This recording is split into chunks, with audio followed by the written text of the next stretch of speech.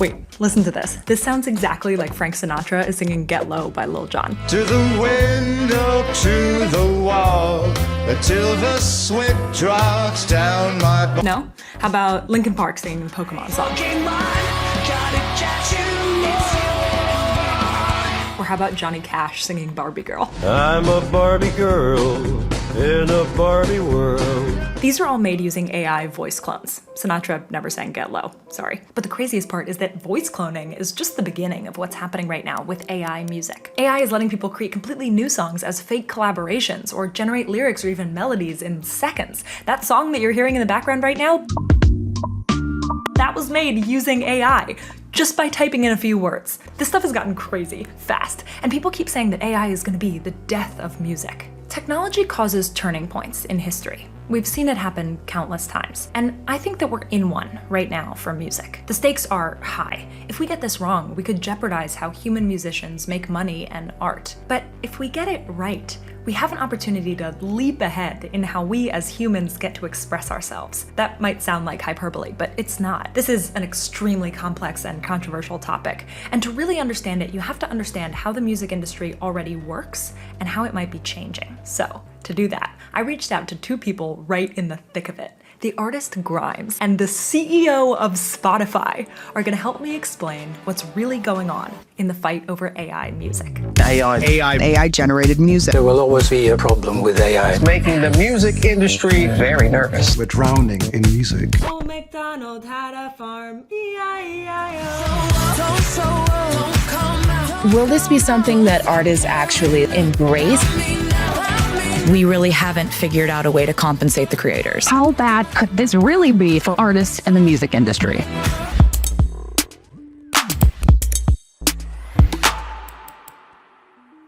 This whole messy fight over AI music really boils down to two big questions. One, what can AI music actually do for us? And two, when should artists get paid in a world where we have it? There are a lot of layers to AI music. In the style of Taylor Swift is different from cloning her voice, which is different from using her music to train an AI. And those nuances really matter for how the finished product gets treated. We're gonna get into all of it. But first, you might be wondering, why do we want this? Like, wouldn't having AI make music hurt human creativity and musicians? Not necessarily. I think if we get this right, AI can help us shrink what I'm gonna call the gap.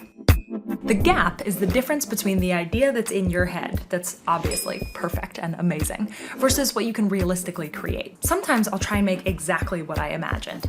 But sometimes the truth is I'll shrink my idea because it's just what I can make with the tools that I have. Creativity isn't the same as technical skill. We sometimes confuse them because you've often needed one to show that you have the other. But lowering the amount of technical skill that you need to express your creativity is how we've gotten more great music throughout history. A few hundred years ago, you needed to be a musical genius in order to create a composition, right? Someone like a Mozart or Beethoven, it was a huge cost to gather a whole orchestra to test ideas. So they had to test it by themselves, and I can only say that's a musical genius. So there weren't that many of those in the world that could do this. I think we can agree we'd have less great music today if that were still the case. Someone like a Avicii, who's now passed, in my opinion, he was a musical genius too. His tool was the computer. I see AI as a new tool.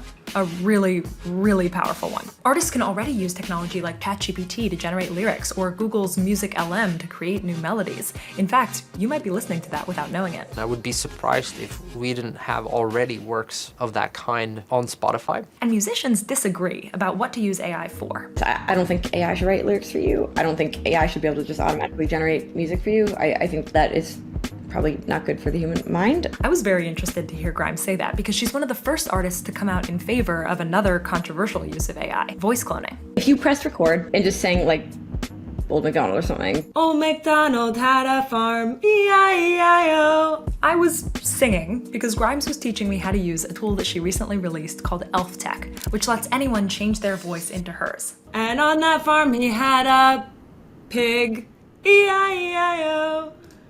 Old MacDonald had a farm, E-I-E-I-O. And on that farm he had a pig, E-I-E-I-O. It just transformed my singing into yours. If you go to Spotify right now and type in Grimes, 2 verified artists come up. That's human Grimes.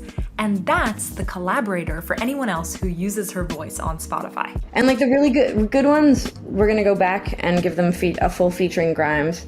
And then when I release my album, I'm also gonna release a competitive AI album. So like releasing like a Grimes album and a Grimes AI made by others album at the same time. Yes, and which one performs better? Grimes is excited about this, but a lot of other artists are extremely not okay with people using their voice this way. People should have consent. If you want copyright and you don't want people to use your name and likeness and your stuff, that's cool. But like I personally enjoy it. Now, where were we? All right, now it's gonna get even more controversial. When should artists get paid in a world with AI music? Major concern in the music industry. It violates copyright law. Could lead to major legal battles. Who gets paid? The thing to know here is that the music industry already has rules for this. The question now is whether AI can fit into that system, or if something's gotta change. For decades, whether an artist gets paid or not depends on how the industry defines what is inspiration versus what is copying.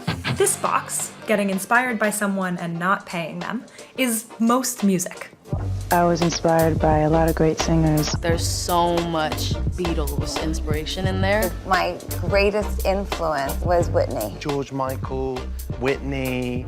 This box, directly copying someone and paying them for it, is also totally fine. Doja Cat did that in that new song of hers that goes, walk on by. Yeah. Bitch, I said what I said. I'd rather be famous instead. Now here's the original. Walk on.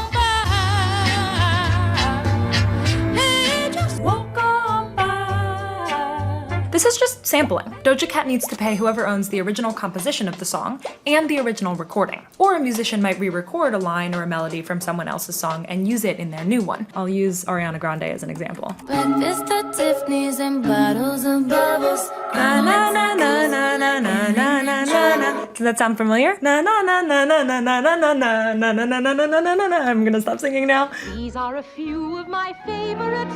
That's interpolation. Ariana Grande needs to pay the original composer of the song, but she's not using the original recording, so she doesn't need to pay for that. Or an artist could re-record an entire song. That's just covering.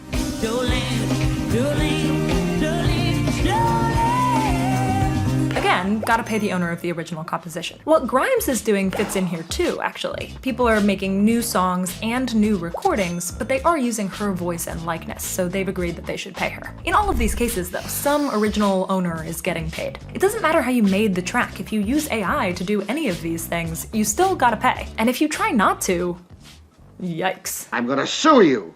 I'll see you in court! Copying an artist and not paying them, that's what our entire existing copyright system is built for. Copyright protects the original song recording, the master, and separately the composition of the original song itself. Like a lot of the law though, it's less a list of rules and more a list of lawsuits. In 2015, for example, Pharrell Williams and Robin Thicke had to pay $5 million after losing a lawsuit claiming that their song Blurred Lines copied the composition of Marvin Gaye's Gotta Give It Up. Versus, Ed Sheeran recently won a lawsuit over this chord progression in his song Thinking Out Loud. Darling, I will be loving you. Which the heirs of Ed Townsend claimed was copied from a song that he co-wrote, Let's Get It On. Let's get it on. Sometimes it's just messy. Like Olivia Rodrigo retroactively gave Taylor Swift songwriting credits on some of her songs, and therefore a lot of money in royalties, because other people accused her songs of being too similar. But what about an artist's vibe, like in the style of Taylor Swift? Or even making a song that sounds like two artists collaborating, but it's not their composition and it's also not their original recording. This is where all hell breaks loose. You can't impersonate someone, but you can parody them. You can't copy specific producer tags, like another one, another one, another one, another one, another one. But you can copy phrases that other people have used, even if they're super famous, like Jason Derulo. Jason Derulo. You can't use another song's melody, but you can use popular chord progressions. The copyright system is just incredibly complicated, and it's a fight every time people disagree. That's true whether it's made with AI or not. But there is a question that's specific to AI, which is, should artists get paid if an AI trains on their music? Is that inspiration? Or is that copying? The AI tools that we're talking about require thousands of songs in order to learn. These training datasets are just enormous, and the companies that use them aren't always exactly forthcoming about what they're using. But it's important to know that these AI tools aren't really sampling or interpolating or covering. They're not taking pieces of the music in their datasets and collaging them. They're analyzing patterns and creating entirely new works based on them. Inspiration or copying? You might have noticed that right now, the way that the industry decides is based entirely on the output, not the input. In theory, you could download someone else's entire song if you then changed it enough so that it wasn't similar in the end. So artists get paid if the end result sounds enough like them, whether their music was used to make it or not. You could change that, but it would mean filling a box that so far has never been filled, paying artists for what the industry calls inspiration. But it might change. There are several ongoing lawsuits worth keeping an eye on across different art forms. I asked Daniel how he thinks about this. If I'm an artist on Spotify, does it matter what tools I use, depending on like how they're trained and all of that? We wouldn't know what tools you're using in creating your music. We get them as audio files at the end of it, and we wouldn't know how that was generated. Every musician learned on the back of every other musician that passed. So the fact whether it's trained on or not, I respect that that is an ongoing debate, but I think the more important one is the output of that training. We want it to be really new IP, not something that's drafting off someone else's name and likeness. When it gets too close, where it's confusingly similar, what it is, that's kind of where I draw the line. But if AI actually begins to make music more autonomously, then it becomes less a tool for artists and more an artist? You may have totally autonomous AI agents that are creators on every platform that just generate not one song, 100 songs, or 1,000 songs, but like 1 million, 10 million, 100 million, 1 billion songs, and just test their way into what may work. And that's the one I feel is harder to figure out, because it's not clear to me who owns the IP in that regard, or even how to think about it, because is it a creator? Is it not a creator? You know, the AI, we wouldn't treat as a creator, but the person behind the AI, we would, right?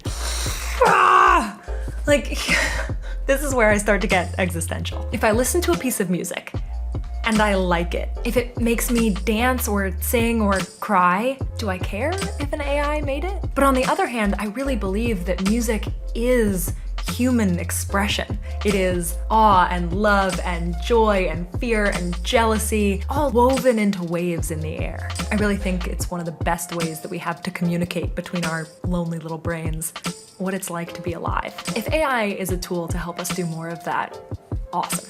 There's obviously a lot that we need to do to figure out how to make sure that musicians are compensated fairly. But I think that AI can be a tool to help us form more of those connections. There's a lot of people that may not have believed that they had a musical talent that all of a sudden would realize that they actually do. And that's why I'm so excited about this technology at the end of the day. I look around at the incredible amount of human expression that we communicate through music, and I think to myself, oh my God, how much more of that is out there, locked inside people's minds? And what would happen if we set it free?